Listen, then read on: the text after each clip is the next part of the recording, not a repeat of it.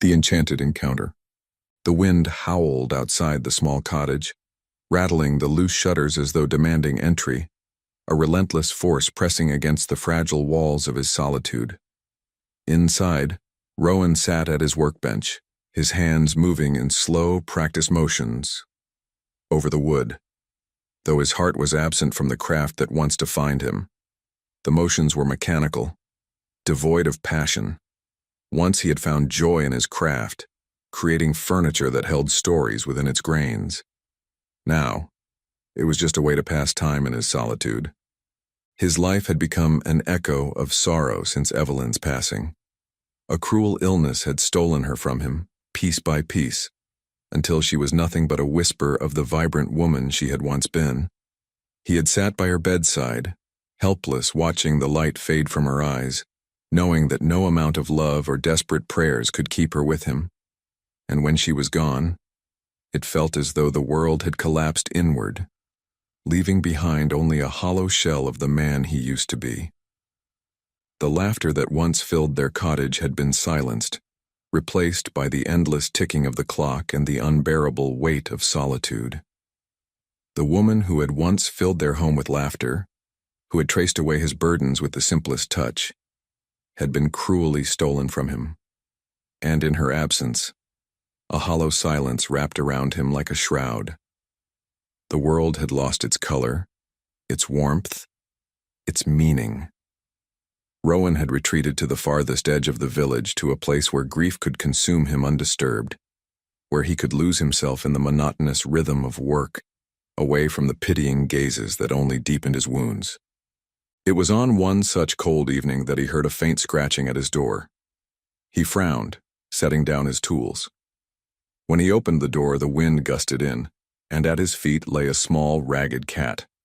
Its fur was a patchwork of dark gray and white, matted in places, and its ribs were too visible beneath its thin coat. Its golden eyes, however, held a fierce intelligence. Rowan sighed, a faint smirk tugging at his lips. "You look worse off than me, and that's saying something." The cat, as if in response, let out a weak meow. Shaking his head, he crouched down and scooped the creature up. "All right, let's get you warm." Inside, he set a bowl of water down and fished out some leftover fish from his dinner. The cat, despite its exhaustion, ate with enthusiasm, its little body trembling with hunger. Once its stomach was full, it let out a contented sigh and curled up near the hearth, tail flicking lazily. Rowan found himself watching it longer than he intended, a faint smile touching his lips. The firelight cast a soft glow on the creature, and for the first time in what felt like an eternity, his home did not feel quite so empty. The quiet presence of another living thing stirred something dormant inside him, something he had thought long lost. With a deep breath, he returned to his work, but this time the weight of solitude felt just a little lighter. By morning, the cat was gone. Rowan expected it to be a one-time encounter, but a few days later, the cat returned. This time, it carried itself with a bit more confidence, though it still looked thin. It leaped onto his workbench, knocking over a cup of nails, and Rowan groaned. "Troublemaker!" The cat blinked at him innocently before settling onto a half-finished chair as if it were its personal throne. Rowan couldn't help but chuckle. "All right, fine. You can stay for a bit." And so it became a habit. The cat would come and go as it pleased, sometimes disappearing for days, only to return at the most unexpected moments. It would knock over tools, curl up on his lap while he worked, and stare at him judgmentally when he spoke aloud to himself. The little creature filled the silent corners of his home in a way he hadn't realized he needed. Then one day the cat disappeared completely. Rowan tried not to let it bother him, but as the days stretched into weeks, he found himself waiting by the door, listening for the familiar scratch. His cottage felt emptier than before. Desperation clawed at his chest, and one evening, unable to bear the silence any longer, he ventured into the forest. He called out softly, his voice swallowed by the thick canopy above. He searched among the undergrowth, beneath fallen logs, and in the hollowed trunks of trees. But the cat was nowhere to be found. As the hours passed, the cold crept into his bones, and he was forced to return home, his heart heavier than before. Until one day a knock at the door startled him. Expecting a villager in need of work, he opened the door only to be met with an unfamiliar face. A beautiful woman stood there, wrapped in a cloak of deep green, her auburn hair cascading over her shoulders. Her eyes, an arresting shade of violet, held a glint of mischief. At her feet sat the cat, looking smug. "Ambrose here says you saved his life," the woman said with a smirk. "So I'm here to repay the favor." Rowan blinked. What?" She stepped past him into the cottage as if she belonged there, casting her gaze around the room. "Humble, but sturdy. You're a carpenter, I see." He closed the door, staring at her in bewilderment. "Who are you?" She turned, offering him a smile that sent warmth curling through his chest. "My name is Alara. I'm a witch, and Ambrose is my familiar. He took a liking to you." Rowan's eyes flicked down to the cat, who was now grooming himself with utter nonchalance. He let out a disbelieving chuckle, shaking his head. "A witch? You expect me to believe that?" His voice wavered slightly, his gaze flickering between the woman and the cat, searching for some kind of trick or illusion. Alara nodded, her fingers brushing over a wooden carving on his shelf. "A very grateful one. So, what is it you desire, Rowan? Wealth? Luck? A love spell, perhaps?" He let out a short laugh. "I need none of those things." She raised a brow. "Oh? Then what do you need?" Rowan hesitated. It had been so long since anyone had asked him that. What did he need? The question clawed at his mind, unraveling the numbness he had wrapped himself in. He looked around his workshop, at the empty chairs, at the hearth that burned for no one but himself. A deep frustration surged through him. Why couldn't he answer? Why did the words fail him? His hands clenched at his sides as his throat tightened. He had spent so long surviving that he had forgotten what it meant to want something for himself. Alara studied him for a moment before nodding. "Very well. Then I'll repay you in a different way. Company." Rowan shook his head with a small chuckle, though there was something uncertain in his eyes. "You don't need to repay me, Alara."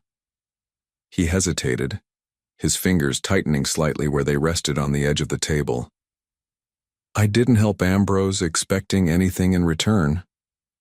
His voice softened as he glanced down at the cat, who was stretching lazily by the fire. "Truth be told, I enjoyed his company.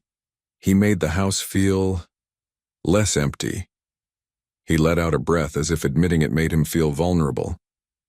For a moment, silence stretched between them, and he almost regretted his honesty.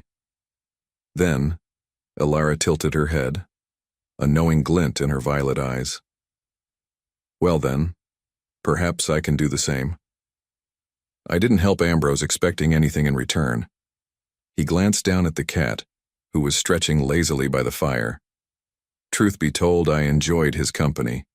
He made the house feel less empty." Alara tilted her head, a knowing smile playing on her lips. "Well then, perhaps I can do the same." Her voice was light, but there was an undeniable warmth in it, one that settled into the cracks of his heart like gold filling broken pottery. And just like that, she started visiting. At first, she'd come only for tea, bringing strange herbs that turned the water vivid colors and told tales of her travels beyond the village. Then, she began helping him in the workshop, her delicate fingers learning the grain of the wood, smoothing over imperfections. She had a way of bringing warmth wherever she went, and before Rowan knew it, laughter had returned to his home. Alara, however, did not hesitate to use magic in small, playful ways. When he struggled to find a misplaced chisel, she'd snap her fingers, and it would float gently into his hand. When he muttered about how long it took to sand a piece of wood, she'd wave a hand, and the rough surface would smooth instantly, leaving Rowan groaning in mock frustration. "That's cheating," he'd protest, arms crossed. Its efficiency, she'd counter with a smirk, flipping her hair dramatically. You should be thanking me.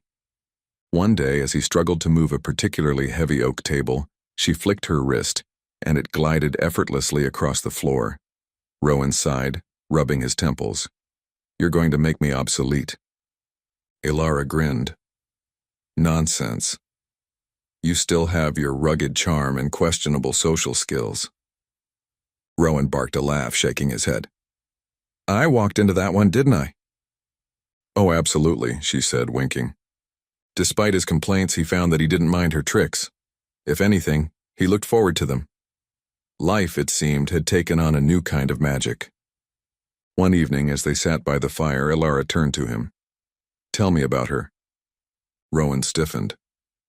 Who? Evelyn. He exhaled slowly, staring into the flickering flames. She was my everything.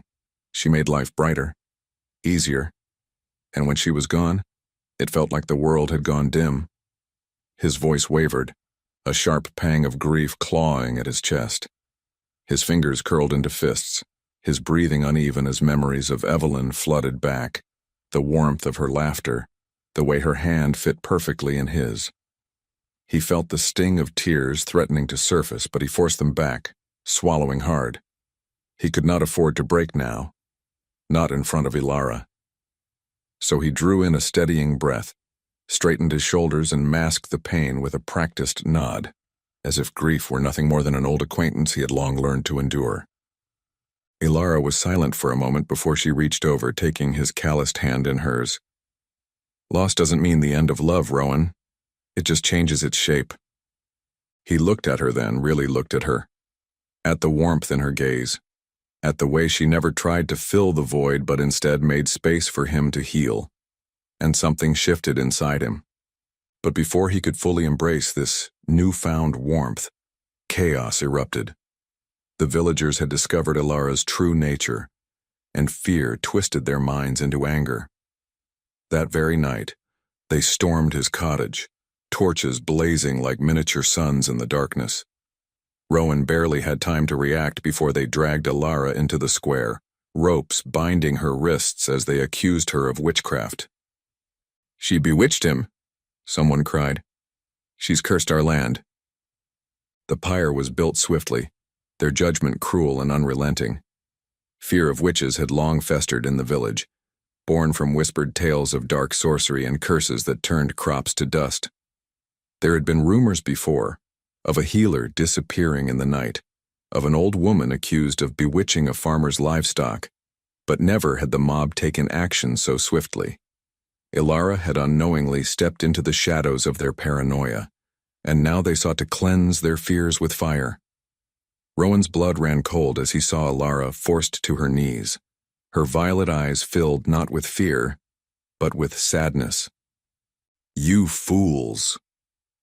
Rowan roared, pushing through the crowd.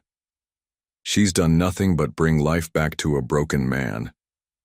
If that's witchcraft, then curse me too. The mob wavered, uncertainty flickering in their eyes. But the ringleader, the village elder, raised his hand to order the flames to be lit. Desperation surged through Rowan, and without another thought he lunged, cutting Ilara's bindings with the very blade he once used for his craft. Run! He urged her, shielding her from the villager's grasp. Ilara hesitated for only a moment before whispering something under her breath. The ground trembled, and a gust of wind exploded outward, knocking the mob back. With a final glance at Rowan, she disappeared into the depths of the forest, leaving the flames of hatred behind. Rowan stood frozen, his chest rising and falling in ragged breaths. She was gone. The realization hit him like a hammer blow. He had fought for her, risked everything, only to watch her vanish into the night like a fleeting dream. The emptiness he had once accepted as normal now felt unbearable. For days, he wandered through the village in a haze, his heart heavy with an ache he hadn't expected. It was then he realized. He had grown to care for her, far more than he had allowed himself to admit. Nights passed in sleepless torment, his thoughts a relentless storm of regret and longing. He replayed every moment, every smile, every teasing remark, cursing himself for not saying more, for not holding on tighter. The workshop felt colder, his hands slower, the fire in his hearth nothing compared to the warmth she had brought into his life.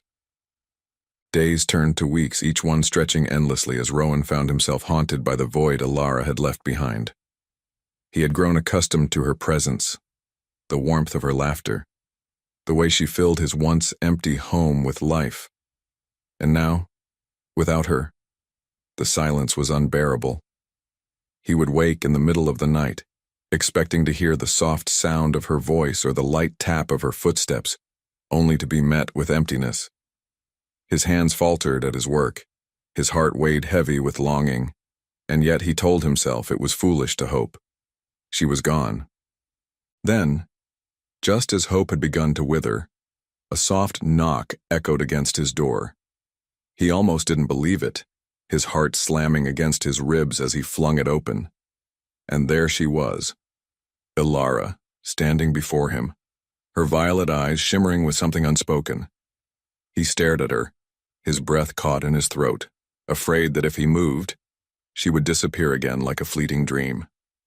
Her lips parted as if to say something, but before the words could form, he closed the distance between them. His hands cupped her face with a tenderness that belied the storm raging inside him.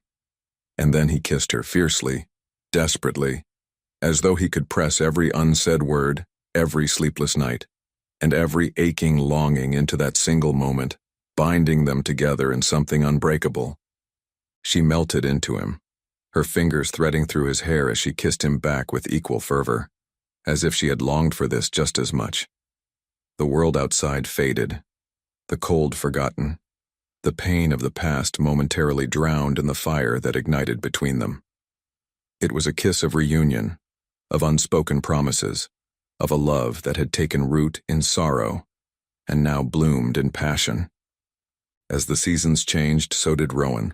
The silence that once suffocated him was replaced by the hum of conversation, the purring of a very smug cat, and the sound of laughter that made the walls feel less lonely. He'd lost much, but in that loss, he had discovered something unexpected, something precious. And as Alara curled into his side by the fire, her hand resting lightly over his, he knew he was no longer just surviving. He was living. He was loving again.